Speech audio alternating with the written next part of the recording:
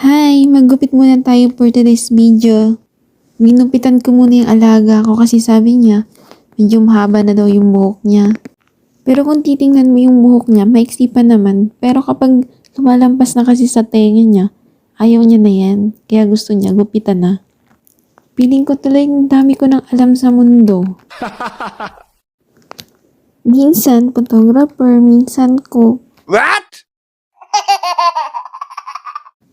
Pilingira lang, ganun.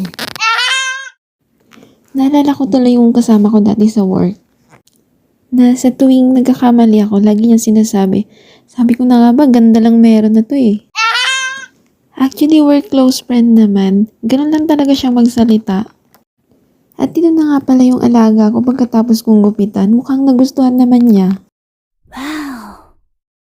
So yun lang guys. Thank you for watching.